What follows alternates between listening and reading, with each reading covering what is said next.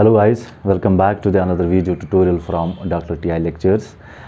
In this video lecture, we'll be talking about the diabetes, types of diabetes and signs and symptoms and the preventive measures. As we know that currently we are grappling with many health issues and diabetes is one of them, right? So in this video lecture we'll discuss I will provide you a big picture, overall detail regarding the diabetes, its types, different types, signs and symptoms and preventive measures.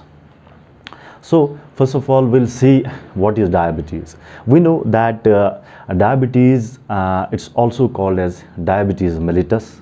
It's a disease that occurs when your blood glucose, I must say when your blood sugar level is too high, right? As we know that blood glucose is main source of energy and it comes from the food that we eat.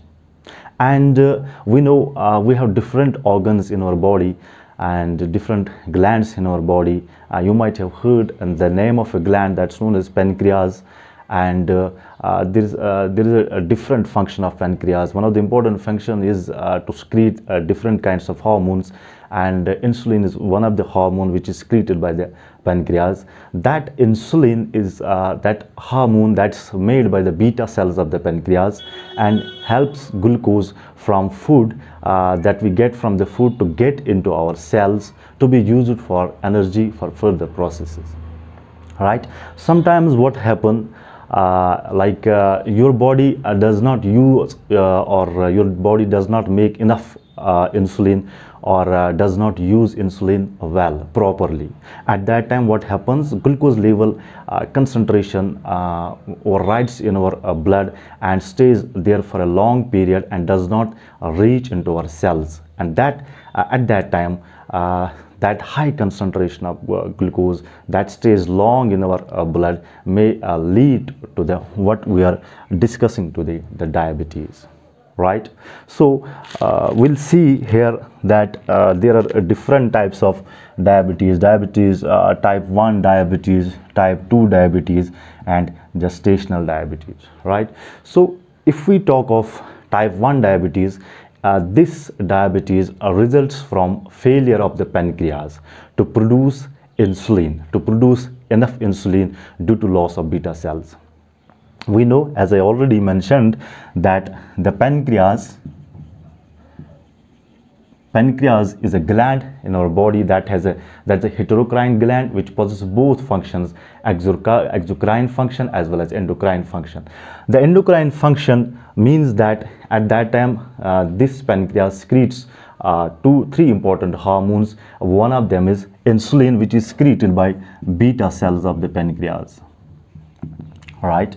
So what happens in type 1 diabetes, that this diabetes, it results from failure of the pancreas to produce enough insulin due to loss of these beta cells. Got my point? Due to loss of the beta cells, insulin is not pancreas is not able to produce enough insulin, and this disease, type 1 diabetes, it was formerly called as insulin dependent diabetes mellitus. Remember this is very important, insulin dependent diabetes mellitus. So this type 1 diabetes, how type 1 diabetes occurs? When the pancreas, which is gland present in our body which produce the different kinds of hormones and insulin is one of them, when this pancreas does not produce enough insulin due to the loss of beta cells, and because beta cells are responsible for production of insulin, when there are no beta cells present in our body in the pancreas, then there will be no production of insulin hormone, right? That's why we called it by another name, insulin dependent diabetes mellitus, right? Or sometimes it's also called as juvenile diabetes.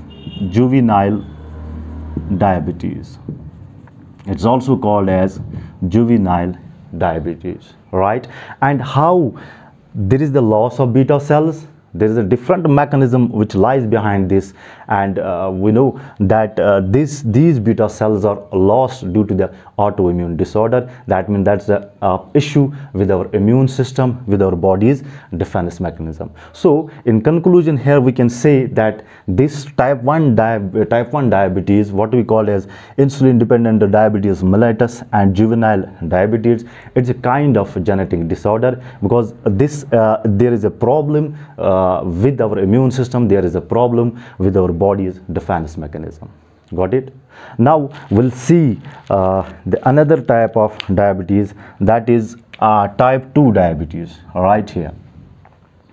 When we talk of type 2 diabetes, it's a kind of insulin resistant diabetes. Well, I must say here that this is a kind of insulin resistance, a condition in which cells fail to respond to the insulin properly, and as the disease progresses further, a lack of insulin may also develop, right? This form, this type 2 diabetes, this form was previously referred as non-insulin dependent diabetes mellitus. Non-insulin dependent diabetes mellitus. Non-insulin dependent diabetes mellitus, right? What is type 2 diabetes?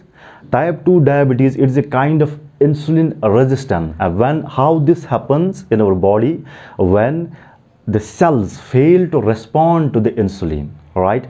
In type 1 diabetes, there is no production of insulin, and in type 2 diabetes, the insulin is being produced by the beta cells of the pancreas. Beta cells are there and they produce sufficiently the insulin, but cells do not respond properly to that kind of insulin, and at that time that kind of diabetes is known as type 2 diabetes, right? And this was also called as non-insulin dependent diabetes mellitus. Because why we call it non-insulin dependent diabetes mellitus? Because in this kind of diabetes, insulin is being produced, but the cells does not respond properly to the amount of insulin which is present in the blood, right? So now we'll move here to the third kind of diabetes, that is gestational diabetes. Third kind of diabetes, that is gestational diabetes, right? What is gestational diabetes? It is a third main form of diabetes, and occurs when pregnant women without a previous history of diabetes develop high blood sugar level. You got my point, right? I must say here, I mentioned this word, that when the pregnant woman without the previous history of diabetes develop high blood sugar level, it occurs in about 2 to 10% of all pregnancies. It occurs 2 to 10% of all pregnancies. Got my point?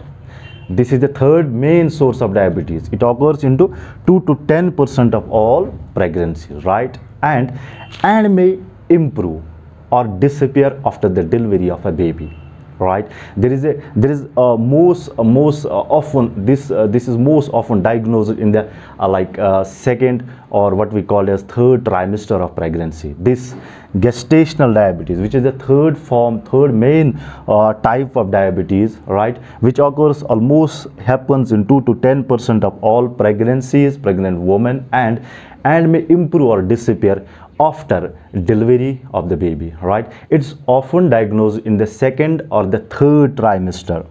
Second or third trimester. It's often diagnosed in second or third trimester of pregnancy, and it's fully treatable. This kind of diabetes is fully treatable, but requires careful and proper medical supervision throughout the pregnancy. You got my point? This was the third kind of diabetes, what we call as gestational diabetes. I mentioned the word insulin here again and again. I mentioned the word insulin, all right? Insulin. So we'll talk about a little bit about insulin. Insulin, it is a principal hormone. I must say it's a principal hormone released into the blood by beta cells of the pancreas. Pancreas has different sections there. One of the important section is islet of Langerhans, and there are different kinds of cells. One of the cells is beta cells, and beta cells are responsible for production of this very important hormone, right? And this hormone regulates the uptake of glucose from the blood into most of the bodies, especially into the liver and especially into the muscle, etc. Got my point? If we'll see if the amount of insulin available is insufficient, or insulin, if the amount of available insulin is insufficient, or if cells respond poorly to the effects of insulin, what we call as insulin resistance, or if the insulin itself is defective, at that time, then glucose is not absorbed properly by the cells of the body, and when it is not absorbed properly by the cells of the body, that requires it and is not stored appropriately into the liver, into the muscle, the net effect is positively high levels of blood glucose, high levels of blood sugar, and poor protein synthesis, and different other kinds of metabolic disorders. You got my point? And when such glucose remains, when such glucose level, sugar level, glucose concentration remains high in blood over time, the kidneys, we know they are the important organs of the body which help in the excretion. The kidneys, they reach a threshold of reabsorption, and body secretes glucose in the urine. That condition is known as glycosuria. That condition is known as glycosuria. You got my point? What is glycosuria?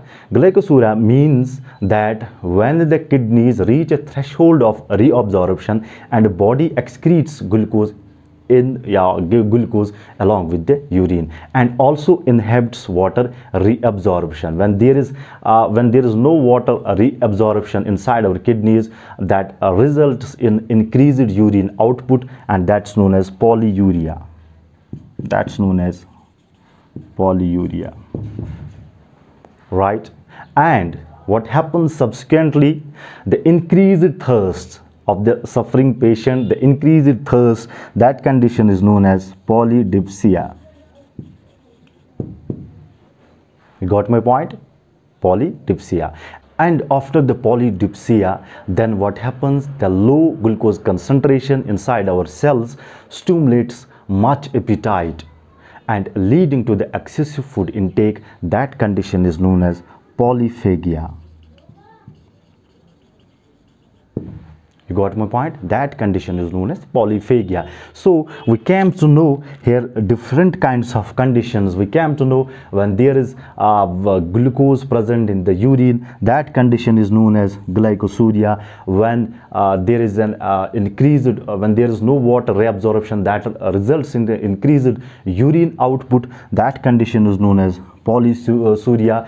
And when after this polyuria condition, the increased thirst of the patient, that condition is known as polydipsia. And ultimately what happens, there is no glucose present inside the cells, that stimulates much appetite leading to the excessive food intake. That condition is known as polyphagia. So here I discussed the different types and kinds of diabetes. I provided you a big picture, the overall scenario of the diabetes, its types and the conditions which occur during this whole tenure of diabetes, right? So in the next video lecture, we'll be discussing about some remaining pending important sections like the signs and symptoms and prevention and preventive measures, and we'll discuss also some different important kinds of foods which we must take in order to override this important health issue. Thank you.